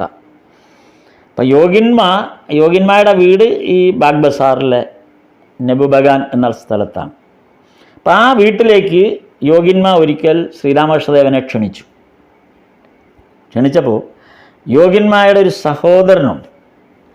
ഈ യോഗിന്മായുടെ സഹോദരന് യോഗിന്മായുടെ ഈ പ്രവർത്തികളൊന്നും ഇഷ്ടമല്ല. അതായത് ദക്ഷിണേശ്വരത്ത് പോകുന്നതും അവിടെ ശാരദാദേവിയുടെ ഒപ്പം കഴിയുന്നതും അങ്ങനെയുള്ള ഒരു കാര്യവും ഈ യോഗിന്മായുടെ സഹോദരന് ഒട്ടും ഇഷ്ടമല്ല.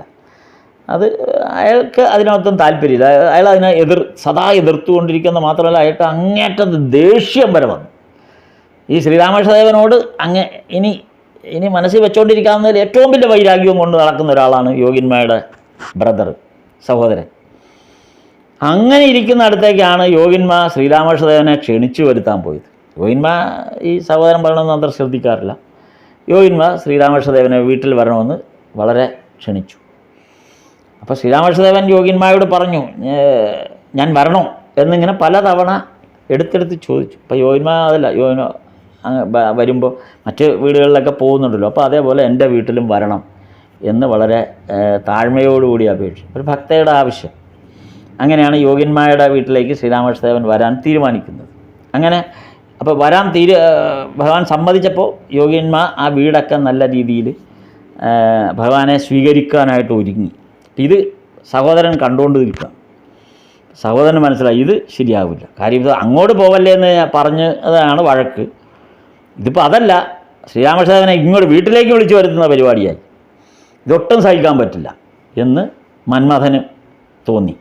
അപ്പം മന്മഥൻ ചെയ്തത് എന്തെന്നറിയാം. മന്മഥൻ ഇതോടെ വളരെ ക്രൂദ്ധനായിട്ട്, മന്മഥനും പോട്ടെ, യോഗിന്മാരുടെ ബ്രദറിന് ഇത് തോന്നി, വളരെ ക്രൂദ്ധനായി. ഈ യോഗിന്മാരുടെ ബ്രദർ നേരെ ചെന്ന് ബാഗ്ബസാറിലാണ് മന്മഥൻ എന്നൊരാൾ അന്ന് മന്മഥനെ ചെന്ന് കണ്ടു. ഈ മന്മഥൻ്റെ പ്രത്യേകത എന്ന് വെച്ചാൽ സ്ഥലത്തെ ഒന്നാം നമ്പർ ഗുണ്ടയാണ്. അതായത് ഈ കൊട്ടേഷൻ എടുത്ത്, ഇപ്പോൾ നമ്മളിപ്പോൾ പറയില്ലേ, കൊട്ടേഷൻ എടുത്ത് ആളുകളെ അടിക്കുക, ഇടിക്കുക, ആളുകളെ തകർക്കുക, കൊല്ലുക, എന്തും ചെയ്യും. എന്തിനും ധൈര്യമുള്ള ഒരാളാണ് മന്മഥൻ. വളരെ ശക്തനായ അല്ല ഭീകര രൂപിയാണെന്നാണ് പറയുന്നത് മന്മഥൻ. അപ്പോൾ ഈ മന്മഥൻ ഈ ഗുണ്ടയാണെന്ന് മാത്രമല്ല ഒരു കലാകാരനുമൊക്കെയാണ്. അപ്പോൾ മന്മഥനെ എല്ലാവർക്കും പേടിയാണ്. ആ നാട്ടുകാർക്ക് മുഴുവൻ മന്മഥൻ എന്ന പേര് കേട്ടാൽ കിടുകിടാവ് ഇറക്കി. അത്രയ്ക്ക് ഭയമാണ്. കാര്യം അയാൾ അത്രയും ക്രൂര സ്വഭാവമുള്ള ആളാണ്. പക്ഷേ അയാളൊരു കലാകാരനും കൂടിയാണ്. പക്ഷെ കലാകാരനാണെങ്കിലും നാടകത്തിലൊക്കെ അയാൾ അഭിനയിക്കും. ഇപ്പം നാടകത്തിൽ അഭിനയിക്കുമ്പോൾ അയാൾക്കൊരു നിർബന്ധമുണ്ട്, വില്ലനായിട്ട് മാത്രമേ അയാൾ അഭിനയിക്കുകയുള്ളൂ. ഈ നാടകം കാണുന്നവർ പറഞ്ഞു എന്നാണ് പറഞ്ഞത്. എല്ലാം നമ്മുടെ അകണ്ടാൻ സ്വാമി എഴുതിയിരിക്കുന്നതാണ്. അതായത് അകണ്ടാൻ സ്വാമിയുടെ അടുത്തുള്ള ആളാണ് ഈ മന്മഥൻ. ആ ചെറുപ്പകാലത്ത്, അതായത് ഗംഗോപാധ്യായ ആയിരുന്ന കാലത്ത്, അകണ്ടാൻ സ്വാമി അത് ചെറുപ്പകാലത്ത് നരേന്ദ്രനെയൊക്കെ പോലെ ആ കാലഘട്ടത്തിൽ അവിടെ നടക്കുന്ന ഈ ബസാറിൽ നടക്കുന്ന നാടകങ്ങളിലൊക്കെ ഇയാൾ വന്ന് വില്ലനായിട്ട് അഭിനയിച്ചിട്ട് ഇയാൾ വന്നിരുന്ന് ചിരിച്ചാൽ ആ കാഴ്ചക്കാർ മുഴുവൻ ഞെട്ടിപ്പോകുമെന്നാണ് പറഞ്ഞത്. അത്ര ഘോരമാണ് ഇയാളുടെ ചിരിയും അട്ടഹാസവും. അപ്പോൾ അങ്ങനെയുള്ളൊരു ഭീകര രൂപി. അപ്പോൾ ഈ യോഗിന്മാരുടെ ബ്രദർ ഈ മന്മഥനെ ശട്ടം കെട്ടി, ശ്രീരാമകൃഷ്ണദേവൻ വരികയാണെങ്കിൽ വീട്ടിൽ വരുമ്പോൾ അടിച്ച് ശരിയാക്കണം, എന്നെ എഴുന്നേക്കരുത്, മേലാൽ അങ്ങനെ എഴുന്നേക്കരുത്, കല്ലും കാലും തല്ലി ഓടിച്ചേക്കണം. അപ്പോൾ മന്മഥനോട് പറഞ്ഞ് പണവും കൂടെ കൊടുക്കാൻ തീരായ മന്മഥന് പിന്നെ ആരാണെന്ന് നോട്ടമൊന്നുമില്ല, അടിച്ച് ശരിയാക്കി. അങ്ങനെ മന്മഥനെ ഏർപ്പാടാക്കി. അപ്പോൾ മന്മഥനെക്കുറിച്ച് ഉള്ള ഒരുപാട് വിശേഷണങ്ങൾ അകണ്ടാൻ സ്വാമി പറയുന്നുണ്ട്. അതിലൊന്ന്, ഒരു 100 പേര് നേരിട്ടാലും ഇയാളെ ഒന്നും ചെയ്യാൻ പറ്റില്ല. അപ്പോൾ ഇയാളെക്കുറിച്ച് മറ്റൊരു, എന്നിട്ട് ഈ ഇതുപോലുള്ള ധീരകൃത്യങ്ങളെക്കുറിച്ചൊക്കെ ഇയാളുടെ സ്വഭാവ വിശേഷങ്ങളൊക്കെ അകണ്ടാൻ സ്വാമി വിവരിക്കുന്നുണ്ട്. അങ്ങനെ മന്മഥനെ പേടിപ്പിക്കാൻ നിർത്തി. മന്മഥൻ ശ്രീരാമകൃഷ്ണദേവൻ യോഗിന്മാരുടെ വീട്ടിലേക്ക് വരികയാണ്. വീട്ടിൽ ഭഗവാൻ സ്വാഭാവികമായിട്ട് വീട്ടിലേക്ക് കയറി വന്നു.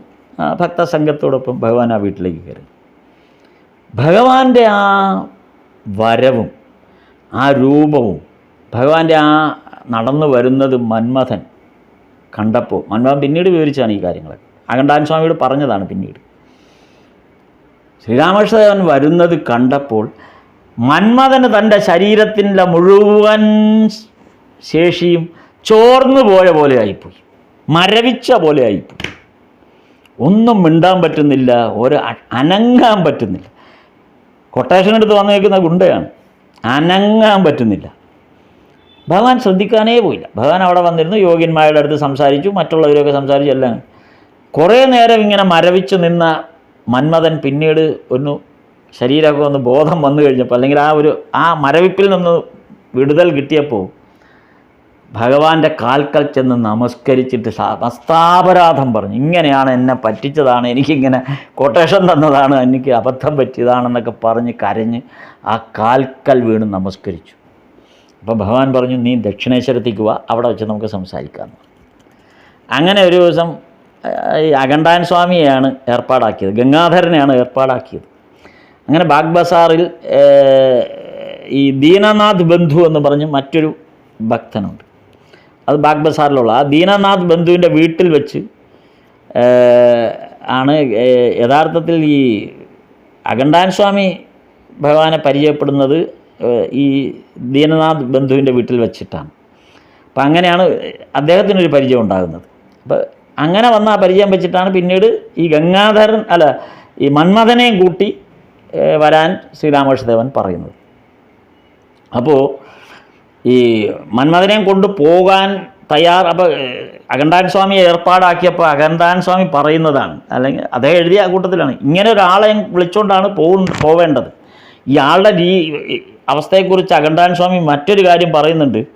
ഈ വിദ്യാസാഗറിൻ്റെ സ്കൂളിൽ കുട്ടികൾ ഒരു മത്സരം സംഘടിപ്പിക്കാറുണ്ട്. അപ്പോൾ മത്സരം സംഘടിപ്പിക്കുക വെച്ചാൽ പരസ്പരം തല്ലുക എന്നുള്ളതാണ്, ഗുസ്തി പിടിക്കുക എന്നുള്ളതാണ് മത്സരം. പരസ്പരം ഗ്രൂപ്പായിട്ട് പരസ്പരം ഗുസ്തി പിടിക്കും. എന്നിട്ട് ഏത് ഗ്രൂപ്പാണ് ജയിക്കുന്നത് എന്ന് കണ്ടുപിടിക്കുന്ന ഒരു മത്സരം ഈ വിദ്യാസാഗറിൻ്റെ സ്കൂളിൽ കുട്ടികൾ ചെയ്യും. അപ്പോൾ ഈ കുട്ടികൾ വരുന്ന സ്ഥലത്തിൻ്റെ പേരിലാണ് ഗ്യാങ് ഉണ്ടാക്കുന്നത്. അപ്പോൾ ശ്യാംപുക്കൂറിൽ നിന്ന് വരുന്നവരെല്ലാം കൂടെ ശ്യാംപുക്കൂർ ഗ്രൂപ്പും ബാഗ് ബസാറിൽ നിന്ന് വരുന്നവരെല്ലാം കൂടെ ബാഗ് ബസാർ ഗ്രൂപ്പുമായിട്ടാണ് ഈ ശക്തിപിടുത്തം. ഈ ബാഗ് ബസാർ ഗ്രൂപ്പിലുള്ള ആളുകൾ എന്ത് ചെയ്തു, കുട്ടികൾ എന്ത് ചെയ്തു, ഈ മന്മഥനെ കൂടെ ചേർത്തു. എന്നിട്ട് മറ്റേ ശ്യാംപുക്കൂർ ഗ്രൂപ്പിനെ അടിച്ചു വീഴ്ത്താനായിട്ട് മന്മഥനെയും കൂടെ ഒരിക്കൽ കൂടെ ചേർത്തു. പക്ഷേ ശ്യാംപുക്കൂർ ഗ്രൂപ്പ് ചില്ലറക്കാരൊന്നുമില്ല, അവർ അതിശക്തരാണ്. അവർ ശക്തിയോടുകൂടി മുന്നേറിയ സമയത്ത് എന്ത് പറ്റി, ബാഗ് ബസാർ ഗ്രൂപ്പിലുള്ള പിള്ളേരെല്ലാം കൂടെ ഒരൊറ്റ ഓട്ടം തിരിഞ്ഞോടിക്കളഞ്ഞു. എല്ലാവരും മുഴുവൻ പേരും ഓടി. ആകെ അവശേഷിച്ചത് മന്മഥൻ മാത്രമാണ്. അഗണ്ടാൻ സ്വാമി പറഞ്ഞാണ്, മന്മഥൻ ഒറ്റയ്ക്ക് നിന്നുകൊണ്ട് ബാഗ് ബസാർ ഗ്രൂപ്പിനുമായിട്ട് ഒറ്റയ്ക്കാണ് ഗുസ്തി പിടിച്ചത്. ഒറ്റയ്ക്ക് നിന്നിട്ട് അവസാനം മന്മഥനെ അടിച്ചു വീഴ്ത്താനായിട്ട് ബാഗ് ബസാർ ഗ്രൂപ്പുകാർ വലിയ ഇരുമ്പ് കൊണ്ടുള്ള കമ്പിയും മറ്റതും കൊണ്ടുവന്ന് അടിച്ചാണ് ഇട്ടത്. അതാണ് മന്മഥൻ എന്ന് പറഞ്ഞ വ്യക്തിയുടെ, ആ മന്മഥൻ എന്നുള്ള വ്യക്തിയുടെ വലിപ്പം കാണിക്കാനായിട്ട് അഗണ്ടാൻ സ്വാമി പറഞ്ഞതാണത്. ആ വലിപ്പത്തെക്കുറിച്ച് പറഞ്ഞതാണ്. അപ്പം അങ്ങനെയുള്ള മന്മഥനാണ് ഭഗവാനെ കണ്ട് ഭഗവാന്റെ കാൽക്കൽ സാഷ്ടാംഗം നമസ്കരിച്ച് ഭഗവാൻ പറഞ്ഞ പോലെ ദക്ഷിണേശ്വരത്തേക്ക് പോകാനായി തയ്യാറായത്. ഈ അഗണ്ടാൻ സ്വാമി, അതായത് ഗംഗാധരനോടൊപ്പം രസഗുളയൊക്കെ മേടിച്ചുകൊണ്ടാണ് അവിടെ കൊണ്ടുപോയത്. അപ്പോൾ ഭഗവാനോട് ഈ ഗംഗാധരൻ്റെ ശക്തി വിശേഷത്തെക്കുറിച്ചൊക്കെ അഗണ്ടാൻ സ്വാമി ഭഗവാനോട് അപ്പോൾ പറയുന്നുണ്ട്, ഇങ്ങനെ ഇത്രയും വലിയ ഗംഭീരനാണ് ഈ മന്മഥൻ എന്ന് പറഞ്ഞു. അപ്പോൾ ഭഗവാൻ ഗംഗാധരനോട് ചോദിച്ചു, നീ ബ്രാഹ്മണനല്ലേ, നീ എന്തുകൊണ്ടാണ് പൂണൂൽ ഉപയോഗിക്കാത്തതെന്ന് ചോദിച്ചു. അപ്പോൾ ഗംഗാധരൻ പറഞ്ഞു, എൻ്റെ വിയർപ്പ് കൊണ്ട്, കാര്യം ചെയ്യുന്നതെല്ലാം അത്യധ്വാനമുള്ള പരിപാടികളാണ്, അപ്പോൾ ആ വിയർപ്പ് വരും. അപ്പോൾ ഈ വിയർപ്പ് കാരണം ഈ പൂണൂൽ ഇങ്ങനെ ഒട്ടിക്കിടക്കുന്നത് സഹിക്കാൻ വയ്യാത്തത് കൊണ്ടാണ് ഞാൻ പൂണൂൽ ഊരി വെച്ചതെന്ന് പറഞ്ഞു. ഭഗവാൻ പറഞ്ഞു, നീ ഇനി പൂണൂൽ ധരിക്കണം.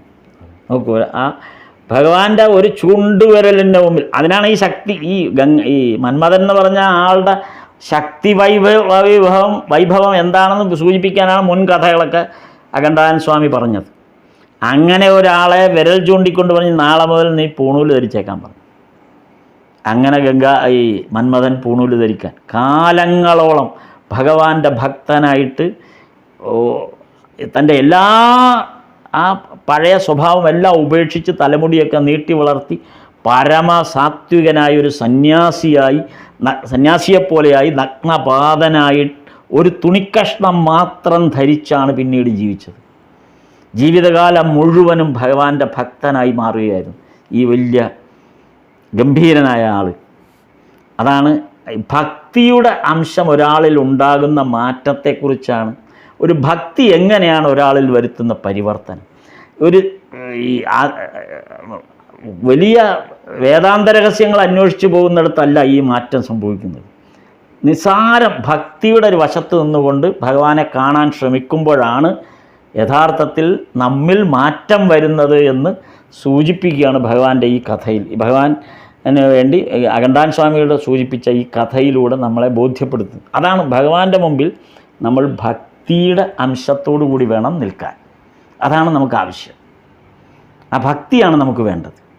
ജ്ഞാനത്തിൻ്റെ അല്ലെങ്കിൽ മറ്റ് ആധ്യാത്മിക ഗ്രന്ഥങ്ങളുടെ സഹായങ്ങളോടുകൂടി ഉണ്ടാകുന്ന വലിയ അറിവിനേക്കാളും സൂര്യനിലേക്കുള്ള ദൂരം അളക്കലല്ല നമ്മുടെ ഉദ്ദേശം. സൂര്യനെ നമ്മുടെ കൈവെള്ളയിൽ കാണുന്ന വലിപ്പത്തിൽ സ്വയം മനസ്സിലാക്കി നമ്മൾ സൂര്യനെ തിരിച്ചറിയുന്നിടത്താണ് ആ സൂര്യനെ നമുക്ക് ആസ്വദിക്കാൻ പറ്റുള്ളൂ. ഈശ്വരനോടുള്ള ആ അടുപ്പം ഈ ഭക്തിയാകുന്ന ഒരവസ്ഥയിൽ നിന്നുകൊണ്ട് നമുക്ക് സ്വീകരിക്കണമെന്ന് പറഞ്ഞുകൊണ്ടാണ് ഈ ഭാഗം അവസാനിക്കുന്നത്. അടുത്ത 10ാം ഭാഗത്തിൽ വീണ്ടും സിന്ധിലെ മാധവ ഗോപാലൻ്റെ, അതായത് നമ്മൾ നേരത്തെ 6ാം അധ്യായത്തിൽ കണ്ട അതേ ബ്രഹ്മസമാജത്തിൻ്റെ അർദ്ധവാർഷിക യോഗം അടുത്ത് നമ്മളിനി വരുന്ന 10ാം ഭാഗത്തിൽ വീണ്ടും കാണുകയാണ്. അവിടെ വീണ്ടും ഈ പുതിയൊരു കഥ വരുന്നുണ്ട്. ആ ഭാഗത്ത് ഭഗവാന്റെ ഉള്ളിൽ നമ്മൾ ഈ പറഞ്ഞ പോലെ ഭഗവാനിൽ ഭക്തി നിലനിർത്താനുള്ള എല്ലാ ശ്രമങ്ങളും നമുക്കുണ്ടാകട്ടെ എന്ന് പ്രാർത്ഥിച്ചുകൊണ്ട് സ്ഥാപകായ ധർമ്മസ്യ സർവധർമ്മസ്വരൂപിണേ അവതാരവരിഷ്ഠായ രാമകൃഷ്ണായ തേ നമഃ.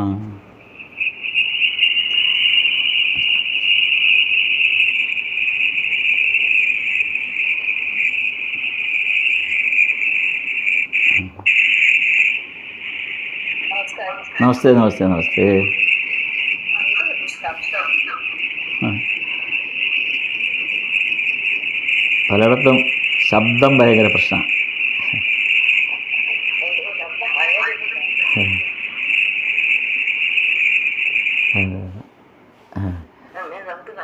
നാമം ജപിക്കാം, നാമം ജപിക്കാം.